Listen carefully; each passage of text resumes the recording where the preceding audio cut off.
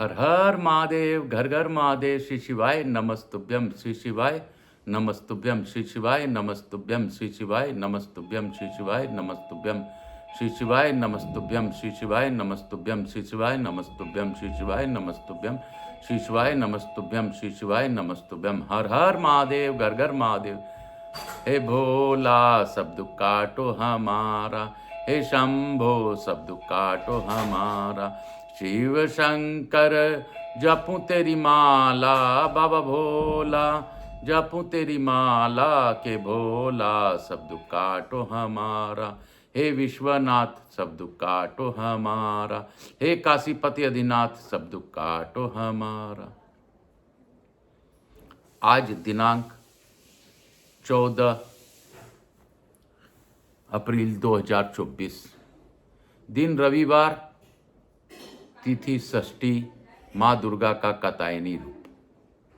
आज माँ को शहद और पान का, मीठे पान का भोग लगता है। आज के दिन माँ को संभव हो तो शहद और मीठे पान का भोग लगाइए। आज हम लोग आज के अद्भुत दिवस का, आज षष्ठी के अद्भुत दिन में आज शिव महापुराण का आगे का पाठ हम लोग करेंगे। मैं उससे पूर्व प्रथम पूज्य देव गणपति गणेश जी महाराज का आह्वान करता हूँ, उनसे अनुरोध करता हूँ कि आप इस कथा स्थल पर पधार कर हमें इस कथा का स्थल पर पधार कर इस कथा को श्रवण कर हमें आशीर्वाद प्रदान करें और आवाज़ समझ देवी देवताओं को आने का मार्ग दें। मैं यहाँ के स्थान देवता, वास्तु देवता, ग्राम देवता, क्षेत्रपाल देवता, समस्त देवी देवताओं को मनन करते हुए अनुरोध करता हूँ कि इस कथा स्थल पर पधार कर सब पर अपनी अखंड कृपा बनाए रखें। मैं अपने कुलदेवी के सरस्वती माता से भी अनुरोध करता हूँ कि इस कथा स्थल पर आप पधारें और अपना आसन ग्रहण करते हुए सभी देवी देवताओं से हमें आशीर्वाद दिलाने में हमारी सहायता करें। मैं आकाश कुमार राजगढ़िया, बंसल गोत्रोत्पन्नो हम, उमा शंकर नारायणी देवी कांता राजगढ़िया का पुत्र और सांवरिया बाबा आचार्य संगीत कृष्ण जी महाराज सांवरिया बाबा मेरे गुरु की आज्ञा लेकर आज की कथा हम लोग प्रारंभ करेंगे। मेरे बाबा अद्भुत हैं, उनकी ही आज्ञा से मैं कुछ भी कर पा रहा हूँ। आप सबों को मैं जोड़ने का एक कार्य प्रयास कर रहा हूँ। बाबा मेरे उस में सहायता करें। मैं खुद चाहता हूँ कि बाबा सभी को कष्टों के हरण करें। 18 पुराणों को इस YouTube चैनल के माध्यम से पढ़ूंगा। अभी शिव महापुराण चल रहा है और कुछ समय में ही इस शिव महापुराण का विराम भी होगा। उसके उपरांत मैं अगली पुराणों की ओर बढ़ूंगा। मैं हिंदी मूल पाठ में यह कथा आपको सुना रहा हूँ। हे बाबा, इस कथा को आप इसी के रूप में सुनकर हमें आशीर्वाद प्रदान करें। मैं अपने पार्वती मैया और शंकर शंभू से प्रार्थना करता हूँ कि गौर बिंदोरा का आसन ग्रहण करें और इस कथा का श्रवण कर हमें कृतार्थ करें। मैं बाबा भोलेनाथ से प्रार्थना करते हुए अनुरोध करता हूँ कि जिस प्रकार तमरुका जी से आपने कथा करवाई थी, सुनी थी, उस प्रकार मुझसे भी सुन लीजिए। और मैं अगर कोई गलती करूं तो उससे बच्चा समझकर माफ़ कर दीजिए। सभी का कल्याण कीजिए। जो इस कथा को ऑनलाइन श्रवण करें उन पर विशेष दृष्टि बनाते हुए उनका कल्याण अवश्य कीजिए। उनका सभी प्रकार के शंकाओं को समाधान कीजिए, उनके कष्टों का निवारण कीजिए। ऐसी मेरी भावना है बाबा। आप तो विश्व का कल्याण करते हैं, इसीलिए आपने अपने गले में विष धारण किया है। आप विषधर हैं, आपके कंठ में विष धारण है।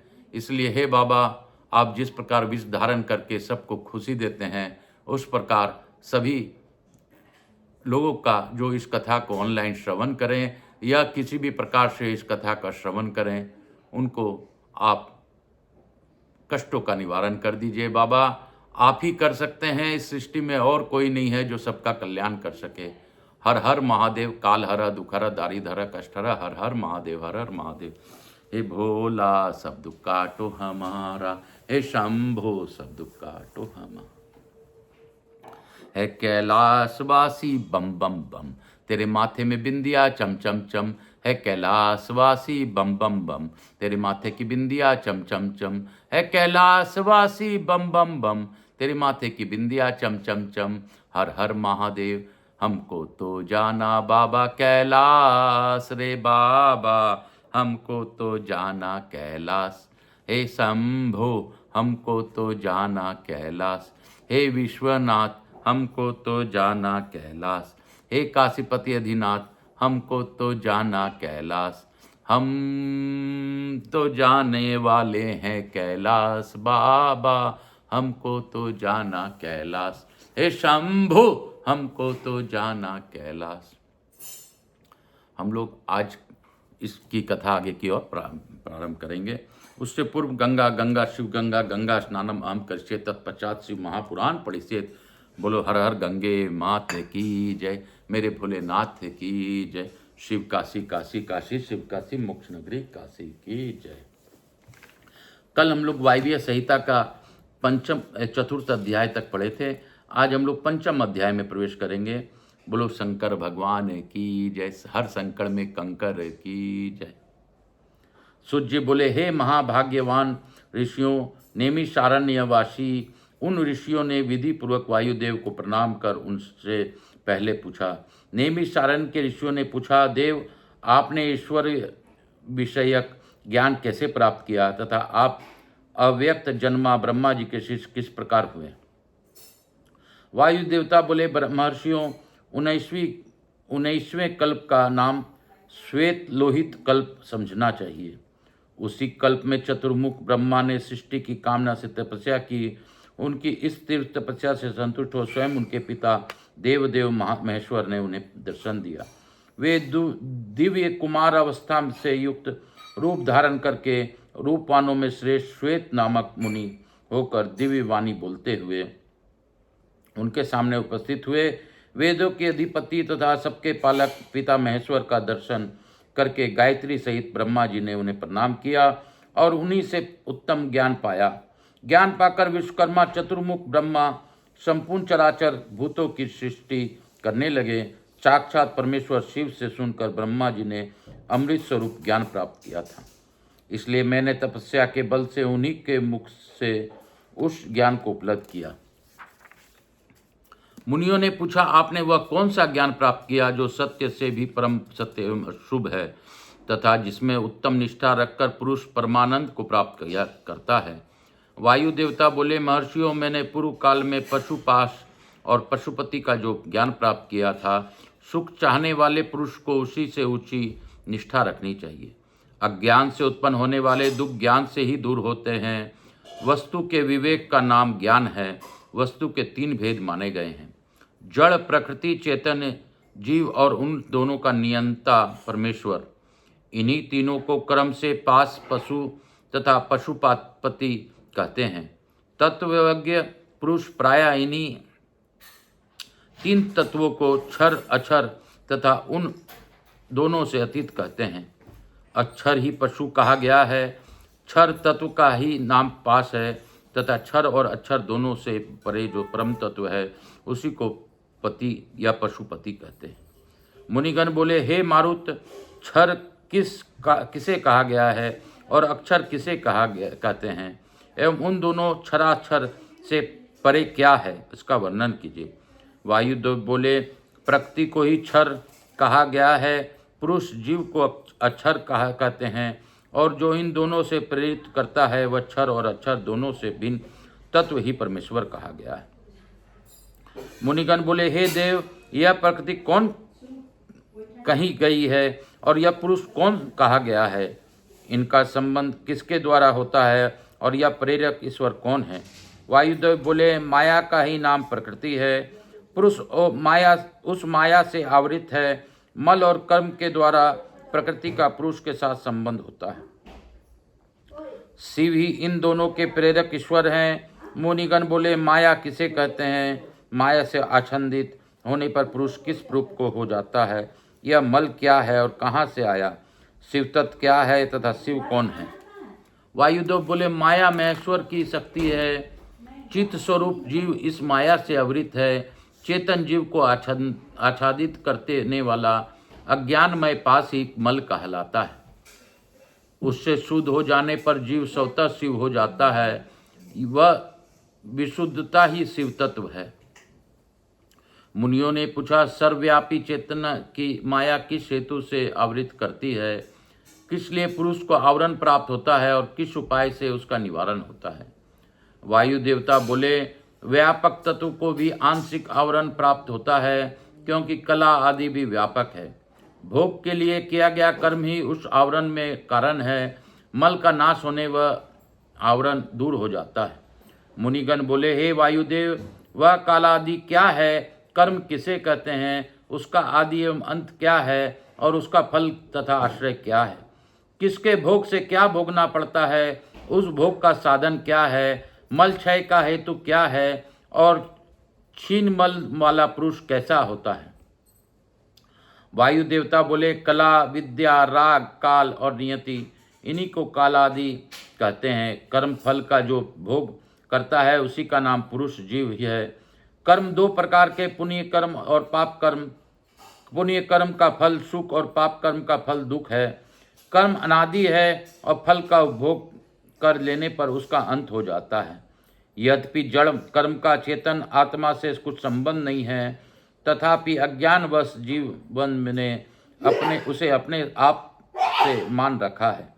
भोग कर्म का विनाश करने वाला है। प्रकृति को भोग कहते हैं और भोग का साधन है शरीर।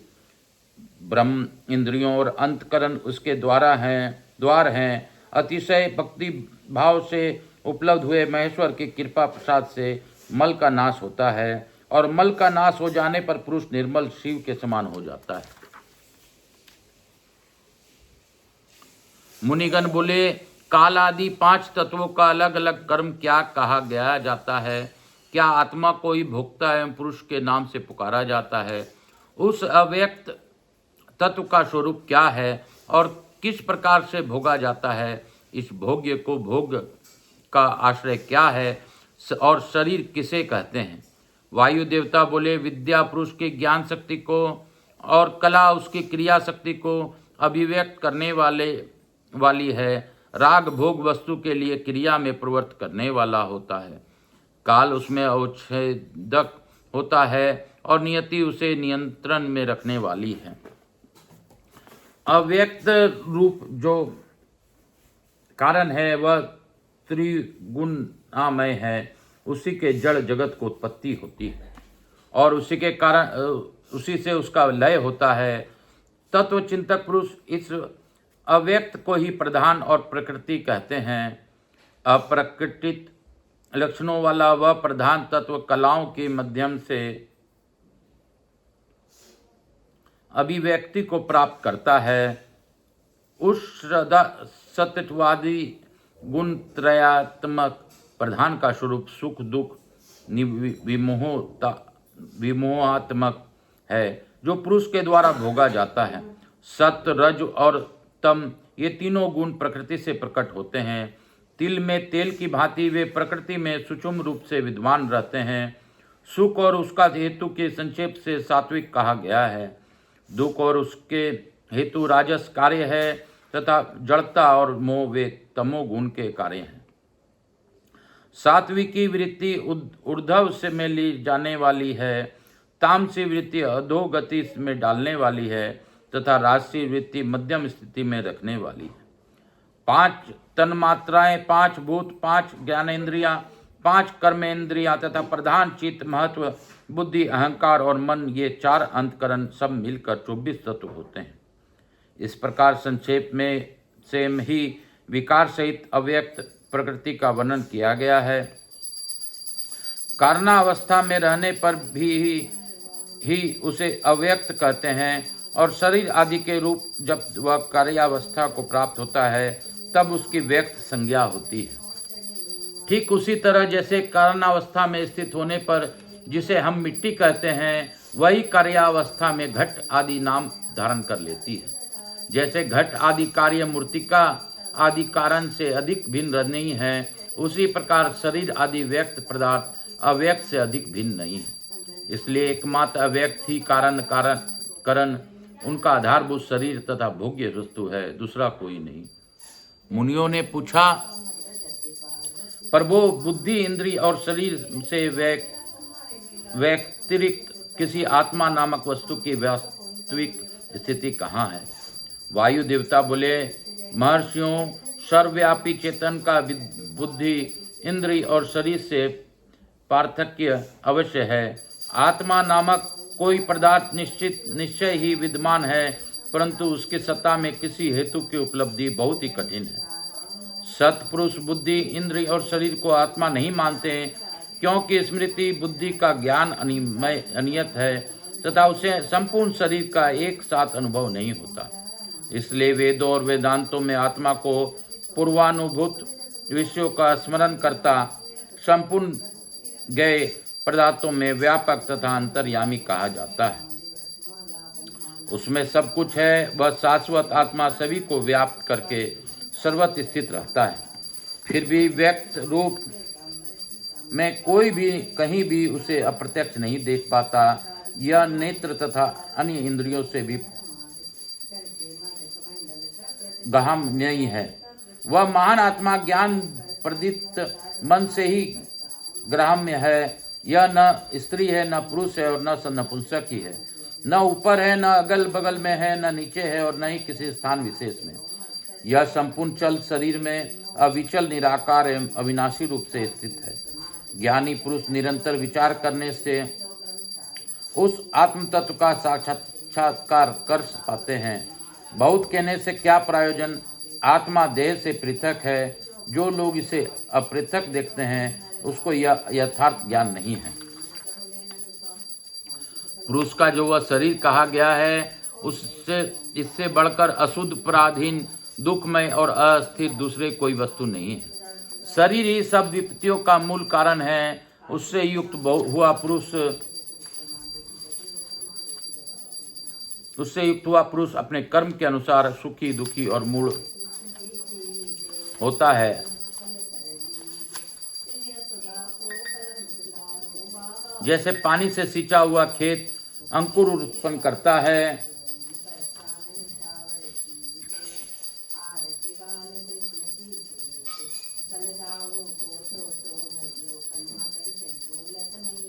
उसी प्रकार अज्ञान से वित्त हुआ कर्म नूतन शरीर को जन्म देता है। ये शरीर अत्यंत दुखों के काल्य माने जाते हैं। इनकी मृत्यु अनिवार्य होती है। भूतकाल में कितने ही शरीर नष्ट हो गए और भविष्य काल में सहस्त्रों शरीर आने वाले हैं। वे सब आकर जब जीर्ण शीर्ण हो जाते हैं, तब पुरुष उन्हें छोड़ देता है। कोई भी जीवात्मा किसी भी शरीर में अनंत काल तक रहने का अवसर नहीं पाता। कभी यह शरीर में व्याप्त होकर निवास करता है और कभी उन्हें छोड़ देता है।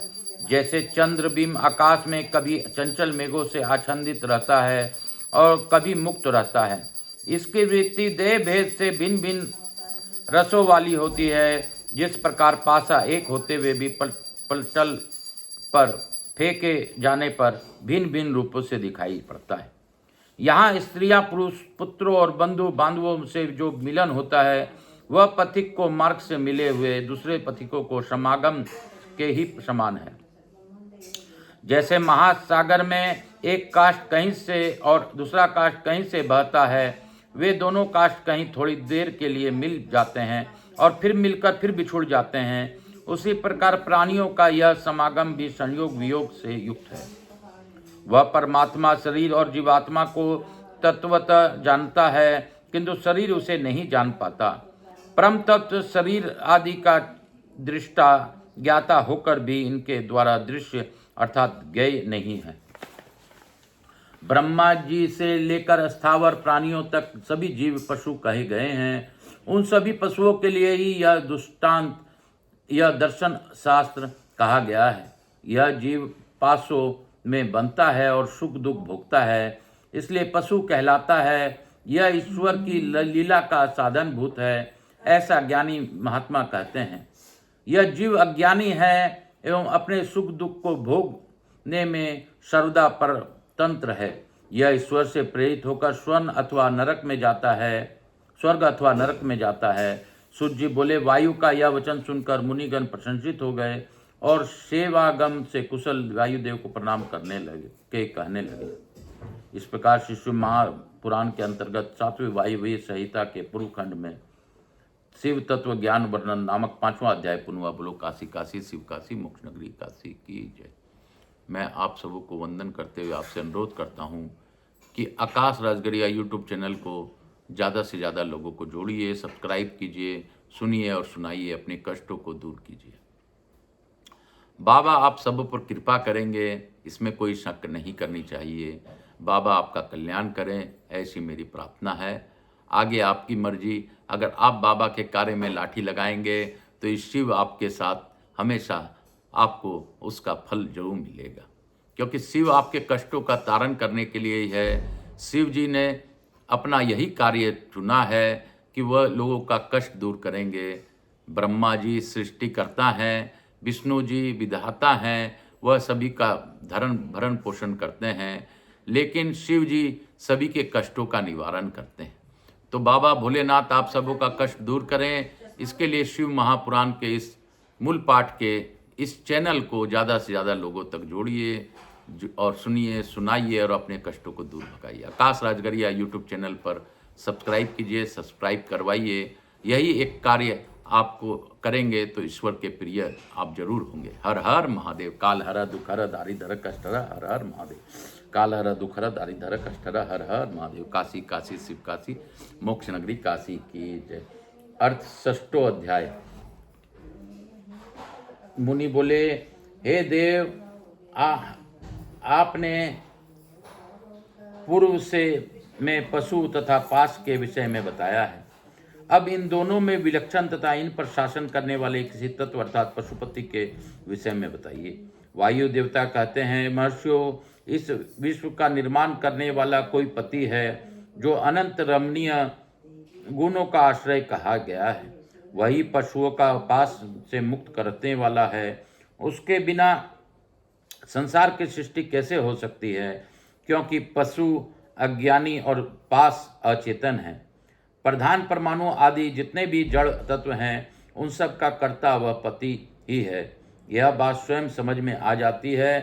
किसी बुद्धिमान या चेतन कारण के बिना इन जड़ तत्वों का निर्माण कैसे संभव है। यह जगत कृत सापेक्ष है, क्योंकि घटादि के समान कार्य सवयव है। अतः कार्य का कर्ता ईश्वर ही हो सकता है, पशु और पास नहीं। पशु भी कर्ता होता है, किंतु वह ईश्वर की प्रेरणा से ही होता है। इसका यह कृतत्व दूसरे के आश्रय से अंधे के चलने के समान भ्रमात्मक होता है। यह जीव जब अपने ही प्रेरक ईश्वर से भिन्न मानकर इसकी उपासना करता है, तब ईश्वर से अपकृत हो जाने के कारण वह अमृत तत्व को प्राप्त कर लेता है। पशु पास और पति का यह जो वास्तव में पृथक पृथक स्वरूप है, उसे जानकर ही ब्रह्मवेता पुरुष योनि से मुक्त होता है। क्षर और अक्षर ये दोनों एक दूसरे से संयुक्त होते हैं। पति या महेश्वर ही व्यक्त जगत का भरण पोषण करते हैं। वे ही जगत के बंधन से छुड़ाने वाले हैं। भोक्ता, भोग्य और प्रेरक, ये तीन ही तत्व जो जानने योग्य है। विज्ञ पुरुषों के लिए उनसे भी भिन्न दूसरे कोई वस्तु जानने योग्य नहीं है। जिस प्रकार तिल में तेल, दही में घृत, स्रोत में जल तथा आरनी में अग्नि व्याप्त रहती है, उसी प्रकार विलक्षण महान आत्मा को सत्य एवं तप से नित्य युक्त व्यक्ति अपने ही सतत देखता है। इंद्रजाल के समान एक ही ईश्वर वश में करने वाली अपनी माया शक्तियों से इन सभी लोगों को वश में करने के अपना ऐश्वर्य प्रसार करता है। सृष्टि के आरंभ से एक ही रुद्रदेव विद्यमान रहते हैं, दूसरा कोई नहीं होता। वे इस जगत की सृष्टि करके इसकी रक्षा करते हैं, अंत में सबका संहार कर डालते हैं। उनके सब और नेत्र हैं, सब और मुख हैं, सब और भुजाएं हैं और सब और चरण हैं। वे ही एक महेश्वर देव, धो तथा पृथ्वी को उत्पन्न करते हैं। और वे ही संपूर्ण देवगणों की उत्पन्न करते हैं तथा उनकी अभिवृद्धि करते हैं। ये ही सबसे पहले देवताओं में ब्रह्मा जी को उत्पन्न करते हैं।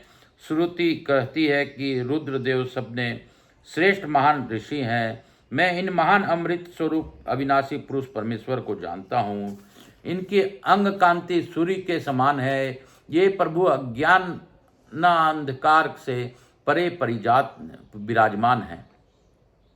इन परमात्मा से परे दूसरे कोई वस्तु नहीं है। इनसे अत्यंत सूक्ष्म और इनसे अधिक महान भी कुछ नहीं है। इनसे यह सारा जगत परिपूर्ण है। उन परमात्मा रुद्र के मुख, सिर और ग्रीवा सर्वत्र व्याप्त है। सभी प्राणियों के हृदय स्थल में वे स्थित हैं। वे सर्वव्यापी, सर्वगत, ऐश्वर्यशाली एवं शिव स्वरूप हैं। इनके सब और हाथ, पैर, नेत्र, मस्तक, मुख और कान हैं। ये लोक में सबकी व्याप्त करके स्थित हैं। ये संपूर्ण इंद्रियों के विषयों को जानने वाले हैं, परंतु वास्तव में सब इंद्रियों से रहित हैं। सबके स्वामी, शासक, शरणदाता और सहृदय हैं। ये नेत्र के बिना भी देखते हैं, कान के बिना भी सुनते हैं। ये सब की जानते हैं, किंतु इनकी पूर्ण रूप से जानने वाला कोई नहीं। इन्हें परम पुरुष कहते हैं। ये अनु से भी अत्यंत अनु और महान से भी परम महान है। ये अविनाशी महेश्वर इस जीव को हृदय गुफा से निवास करते हैं। इस यज्ञ रहित यज्ञ स्वरूप अति सही महिमा वाले जगनियंता परमात्मा ही की को इस उसी परमात्मा को कृपा से शोक रहित हुआ पुरुष देख पाता है। मैं इस जरा रहित, सर्वव्यापी तथा सर्वज्ञ पुराण पुरुष को जानता हूँ, जिसके ध्यान से जन्म मरण आदि का निरोध हो जाता है। ऐसा ब्रह्मवेता लोग कहते हैं। वे अकेले महेश्वर ईश्वर पद्म अपनी शक्ति के साथ मिलकर बहुत प्रकार के से इन तीनों लोकों को सृष्टि करते हैं और अंत में इसका संहार भी करते हैं। विश्व को धारण करने वाली वह सेवी शक्ति अजा, चित्राकृति, अद्भुत स्वरूपा एवं परा आदि नामों से पुकारी जाती है। जन्म रहिता उस रक्त श्वेत कृष्ण वर्णा सत्व रज सत्वमोमयी समष्टि रूपा तथा प्रजाओं को उत्पन्न करने वाली मूल प्रकृति का सेवन वह अजन्मा जीवात्मा करता है और आत्मस्वरूप स्थित भुक्त भोगा उस प्रकृति का दूसरा पुरुष परमात्मा त्याग कर देता है। एक साथ रहने वाली दो पंछी एक ही वृक्ष शरीर का आश्रय लेकर रहते हैं। उनमें से एक तो उस वृक्ष के कर्म रूप फलों का स्वाद ले लेकर उपभोग करते हैं, किंतु दूसरा उस वृक्ष के फल का उपभोग न करता हुआ केवल देखता रहता है। जीवात्मा इस वृक्ष के प्रति आसक्ति में डूबा हुआ है, अतः मोहित होकर शोक करता रहता है। वह जब कभी भगवत कृपा से भक्त सेवित परम कारणवश परमेश्वर का और उनकी महिमा का साक्षात्कार कर लेता है, तब शोक रहित हो सुखी हो जाता है। छंद, यज्ञ, ऋतु तथा भूत, वर्तमान और भविष्य संपूर्ण विश्व को वह मायावी रचता है। माया से ही उसे प्रविष्ट होकर रहता है। प्रकृति को ही माया समझना चाहिए और महेश्वर ही वह मायावी हैं। इस प्रकृति के अवयवों से वह संपूर्ण जगत व्याप्त हैं। गर्भाशय के मध्य में स्थित कलल में विद्यमान बीज से भी अधिक परमात्मा सूक्ष्म है। उस मंगलमय परमेश्वर को उस विश्व का सृष्टा एवं परिचालक जानकर साधक परम शक्ति प्राप्त कर लेता है। वह परमेश्वर ही काल स्वरूप रक्षक एवं विश्व का अधिपति है। इस विश्वाधिपति को जानकर जीव काल पाश से छुटकारा पा जाता है। घृत में मंड की भांति सूक्ष्म एवं सारे प्राणियों के भीतर निगूढ़ भाव से विद्यमान प्रभु को जानकर मनुष्य सभी पापों से छूट जाता है। ये विश्वकर्मा महेश्वर ही परम देवता परमात्मा है, जो सबके हृदय से में विराजमान है। उन्हें जानकर ही पुरुष परमानंदमय अमृत का अनुभव करता है। जब दिन रात सत असत कुछ भी यह समस्त जगत प्रपंच नहीं था, तब केवल एकमात्र शिव ही विद्यमान थे। उन्हीं से वह शाश्वती प्रज्ञा उत्पन्न होती है। ऊंचे नीचे तिरछे तथा मध्य में कोई भी उन्हें पकड़ नहीं सकता। वे महान यश वाले हैं तथा उनकी कोई तुलना नहीं है। जन्म मृत्यु के भय से आक्रांत पुरुष उन अजन्मा तथा अद्वितीय भगवान रुद्र को तत्वतः जानकर रक्षा के लिए उन्हें कल्याणमय स्वरूप की शरण ग्रहण कर लेते हैं। ब्रह्मा से भी श्रेष्ठ असीम एवं अविनाशी परमात्मा में विद्या और अविद्या दोनों गुण भाव से स्थित है। विनाशशील जड़वग्र को ही यहाँ अविद्या कहा गया है और अविनाशी जीव को विद्या नाम दिया गया है। जो उन दोनों विद्या और अविद्या शासन करते हैं वे महेश्वर उनके सर्वथा भिन्न विलक्षण हैं। ये प्रतापी महेश्वर इस जगत में समष्टिभूत और इंद्रिय वर्ग रूप एक एक जाल को अनेक प्रकार से रचकर इसका विस्तार करते हैं। फिर अंत में संहार करके सबको अनेक से एक में परिणत कर देते हैं तथा पुनः सृष्टि काल में सबको पूर्ववत रचना करके सब पर अधिपत्य करते हैं। जैसे सूर्य अकेला ही ऊपर नीचे तथा अगल बगल की दिशाओं को प्रकाशित करता है, वह स्वयं भी देदीप्यमान होता है, उसी प्रकार ये भजनीय परमेश्वर अकेले ही समस्त कारण रूप पृथ्वी आदि तत्वों का नियमन करते हैं। वे ही वस्तु स्वरूप वाचक को जगत रूप की परिनिमित करते हुए और गुणों को भोक्ता तथा भोग के रूप में परिणित करते हुए संसार में अधिष्ठित हैं। ग्रह उपनिषदों में गुण रूप से प्रतिपाद जगत करता तथा ब्रह्मा जी को भी उत्पन्न करने वाले इस परात्पर ब्रह्मा को पहले देवगणों एवं महर्षियों ने जाना था। श्रद्धा और भक्ति भाव से प्राप्त होने योग्य आश्रय रहित कहे जाने वाले जगत की उत्पत्ति और संहार करने वाले कल्याण स्वरूप एवं 16 कलाओं की रचना करने वाले उन महेश्वर को जो जानते हैं वे शरीर के बंधन को सदा के लिए त्याग देते हैं अर्थात जन्म मृत्यु के चक्कर से छूट जाते हैं। मोह में पड़े हुए कुछ लोग उन्हें स्वभाव और कुछ लोग काल मानते हैं। यह उन परमात्मा की महिमा ही है जिससे यह संसार भ्रमित है। काल के भी काल स्वरूप जिन परमात्मा ने सारे जगत को आवृत कर रखा है उन्हीं से प्रेरित यह कर्म प्राणियों के साथ प्रवृत्त होता है। वे परमात्मा कला आदि तत्वों का सत्व आदि गुणों के साथ योग करके बारंबार नानाविध कर्मों के संपन्न कर उनसे विनिवृत्त हो जाते हैं। आकाश आदि 8 मूर्तियों, सत्वादि तीनों गुणों, विद्या विद्या दोनों शक्तियों अथवा एकमात्र मूल प्रकृति काल तथा इच्छा आदि आत्म गुणों के द्वारा यह समस्त विश्व अभिव्यक्त है।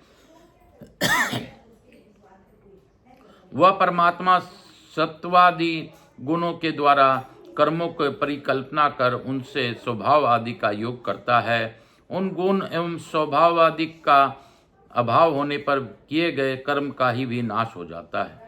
प्राणियों के कर्म का क्षय होने पर परमेश्वर पुनः अन्य कर्म स्वभाव आदि की प्राप्ति करता है। वह आदि पुरुष परमात्मा ही भोक्ता और भोग के पारस्परिक संयोग से निमित्त बनता है। वे ही परमेश्वर तीनों कालों में से परे निष्कल सर्वज्ञ त्रिगुणाधीश्वर एवं साक्षात परतपर ब्रह्म है। संपूर्ण विश्व उन्हीं का रूप है और सबकी उत्पत्ति के कारण होकर भी स्वयं अजन्मा है। स्तुति के योग्य है, प्रजाओं के पालक, देवताओं के भी देवता और संपूर्ण जगत के लिए पूजनीय है। अपने हृदय में विराजमान और परमेश्वर को उपासना करते हैं जो काल आदि से परे हैं, जिनमें यह समस्त प्रपंच प्रकट होता है। जो धर्म के पालक, पाप के नाशक, भोगों के स्वामी तथा संपूर्ण विश्व के धाम हैं, जो ईश्वरों के भी परम महेश्वर, देवताओं के भी परम देवता तथा पतियों में भी परम पति हैं, उन भुवनेश्वरों के भी ईश्वर महादेव को हम सबसे परे जानते हैं। उनके शरीर रूप कार्य और इंद्रिय तथा मन रूपी करण नहीं है। उनके समार और उनके अधिक भी इस जगत में कोई नहीं दिखाई देता।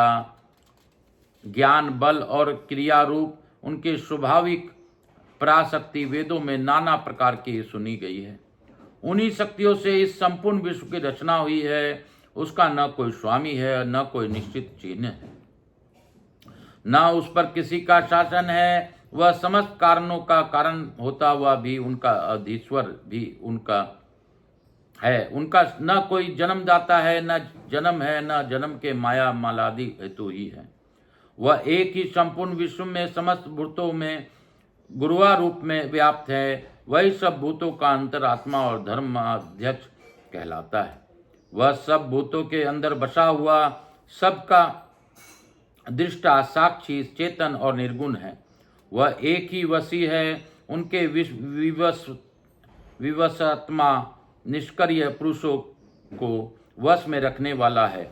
वह नित्यों का नित्य, चेतनों का चेतन। वह एक है, कामना रहित है और बहुत की कामना पूर्ण रूप करने वाला ईश्वर है। सांख्य और योग अर्थात ज्ञान योग और निष्काम कर्म योग से प्राप्त करने योग सबके करण रूप उन जगदीश्वर परम देव को जानकर जीव संपूर्ण पाशों बंधनों से मुक्त हो जाता है। वे संपूर्ण विश्व की सृष्टा सर्वज्ञ स्वयं ही अपने प्राकट्य के हेतु ज्ञान स्वरूप काल के भी सृष्टा, संपूर्ण दिव्य गुणों से संपूर्ण प्रकृति और जीवात्मा के स्वामी, समस्त गुणों के शासक तथा संसार बंधन से छुड़ाने वाले हैं। जिन परम देव ने सबसे पहले ब्रह्मा जी को उत्पन्न किया और स्वयं उन्हें वेदों का ज्ञान दिया, अपने स्वरूप विषयक बुद्धि को प्रसन्न निर्मल करने वाले उन परमेश्वर शिव को जानकर मैं इस संसार बंधन से छूटने के लिए उनके शरण में जाता हूँ। निष्कल, निष्क्रिय, शांत, निष्कलंक, निरंजन, अमृत स्वरूप, मोक्ष से परम सेतु तथा काष्ठ के दग्ध हो जाने पर देवदेप्यमान होने वाली अग्नि के समान निर्विकार परमेश्वर शिव की मैं शरण ग्रहण करता हूँ। यदि कोई आकाश को चमड़े के समान अपने शरीर में लपेट ले, तब वह शिव को बिना जाने अपना दुख दूर कर सकता है। अर्थात शिव के ज्ञान के बिना दुख का अंत असंभव है। हे महर्षियों, अपनी तपस्या के प्रभाव और शिव के अनुग्रह से संन्यासाश्रोमित चित्त पापनाशक पवित्र वेदांत में परम गुप्त और पूर्व कल्प में कहे गए इस ज्ञान को मैंने अपने भाग्य से प्रभाव से ब्रह्मा जी के मुख से प्राप्त किया है। यह श्रेष्ठ ज्ञान न अस्थिर चित्त वाले व्यक्ति को, न सदाचारविद पुत्र को तथा न ही अयोग शिष्य को ही देनी चाहिए। जिनका परम देव परमेश्वर में परम भक्ति है, जैसे परमेश्वर में है वैसे ही गुरु से भी है, वह इस परमात्मा पुरुष के हृदय में ही ये बताए हुए रहस्यमय अर्थ प्रकाशित होते हैं। अतः संक्षेप से यह सिद्धांत की बात सुनो। भगवान शिव प्रकृति और पुरुष से परे हैं। वे ही सृष्टि काल में जगत के रचते हैं और संसार काल में पुनः सबको आत्मसात कर लेते हैं। इति श्री शिव महापुराणे सप्तायाम वायव्य संहितायाम पूर्वखंडे शिव तत्व ज्ञान वर्णन नामक 6वां अध्याय। इस प्रकार श्री शिव महापुराण के अंतर्गत 7वीं वायव्य संहिता में पूर्व खंड में शिव तत्व ज्ञान वर्णन नामक 6वां अध्याय पूर्ण हुआ। बोलो काशी काशी शिव काशी, मोक्ष नगरी काशी की जय। मोक्ष नगरी काशी की जय। हर हर महादेव। काल हर, दुख हर, दारिद्र हर, कष्ट हर। हर हर महादेव, हर हर महादेव, हर हर महादेव। मैं अपनी गुरु आज्ञा लेकर इस कथा को यहीं पे विराम दूंगा। पंडित प्रदीप जी मिश्रा बराबर कहते हैं कि आप ग्रंथ पढ़िए, ग्रंथ के ज्ञान से ही आपको शिव की प्राप्ति या ग्रंथों से ईश्वर की प्राप्ति होगी। तो यह सत्य है। आपने देखा अभी के पाठ में हमने जाना कि शिव से बड़ा कुछ नहीं है। शिव ही सब कुछ है और शिव ही अविनाशी हैं। शिव ही सबके कष्टों को तारते हैं। लेकिन हम फिर भी शिव के शरण में नहीं जाते। लेकिन अभी फिर से लोगों का प्रचलन शिव शरण में जाने का हो गया है। प्रदीप जी मिश्रा के कारण लोग मंदिरों में पहुंचने लगे हैं। मैं आप सबों से वंदन करता हूं और आपको अनुरोध करता हूं कि आकाश राजगरिया यूट्यूब चैनल को ज़्यादा से ज़्यादा लाइक कीजिए, सब्सक्राइब कीजिए, लोगों तक पहुंचाइए, सुनिए और सुनाइए। मैं पूर्ण विश्वास के साथ कह सकता हूं कि आपके कष्ट कम होंगे। आप खुद आजमा के देख लीजिए, क्योंकि बिना ईश्वर की मर्जी के आप शिव महापुराण से नहीं जुड़ सकते, लेकिन जो जुड़ेगा वो पाएगा, इसमें कोई शंका नहीं है। हर हर महादेव, काल हर दुख हर दारी धर कष्ट हर, हर हर महादेव। हम लोग लघु आरती करेंगे, उसके बाद आज की कथा को यहीं पे विराम देंगे। बोलो भोला बम बम भोला, भोला भोला बम बम भोला, भोला भोला बम बम भोला। हर हर महादेव शंभो शंभो, हर हर महादेव शंभो शंभो, हर हर महादेव शंभो शंभो। शिव महापुराण के दर्शन से भी आपके सभी कष्ट दूर हो जाते हैं। मैं प्रयास करता हूं कि रोज आप लोगों को दर्शन करा सकूं, क्योंकि संतों ने कहा है, गिरी बापू जी ने भी कहा है, प्रदीप जी मिश्रा जी ने भी कहा है कि ग्रंथ का दूर से भी दर्शन हो जाने पर अपने आप को बहुत ही भाग्यशाली मानना चाहिए। तो आप बहुत ही भाग्यशाली हैं, इसमें कोई शंका नहीं है। अपने भाग्य को सराहिए और शिव को प्राप्त करने के लिए उनको धन्यवाद दीजिए। हर हर महादेव। कपूर गौरम करुणावतारम संसार सारम भुजगेंद्रहारम सदा वसंतम हृदयारविंदे भवम भवानी सहितम रमामि। श्री राम जय राम जय जय राम, प्रभु राम श्री राम जय राम जय जय राम, प्रभु राम श्री राम जय राम जय जय राम, प्रभु राम श्री राम जय राम जय जय राम। यहाँ के स्थान देवता, वास्तु देवता, समस्त देवी देवताभ्यो नमो नमः। मातृ देवी व पितृदेव व सब पितृ देवताभ्यो नमो नमः। हर हर महादेव। काल हर दुख हर दारी धर कष्ट हर। शिव महापुराणायो नमो नमः। पुराणाभ्यो नमो नमः। शिव महापुराण भक्तवत्सल नमो नमः। श्री शिवाय नमस्तुभ्यम्। आर्तिकं समर्पयामि, आर्तिकं समर्पयामि।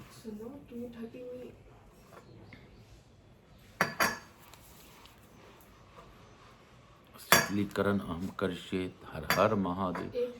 काल हर दुख हर दर्द हर दारिद्र कष्ट हर, हर हर महादेव। श्री शिवाय नमस्तुभ्यम। हर हर महादेव। श्री शिवाय नमस्तुभ्यम। हर हर महादेव। गणपति गणेशाभ्यो नमो नमः। श्री शिवाय नमस्तुभ्यम। मातृदेवी व पितृदेव व सब पितृदेवताभ्याम नमो नमः। मातृदेवी व शिव। हर हर महादेव।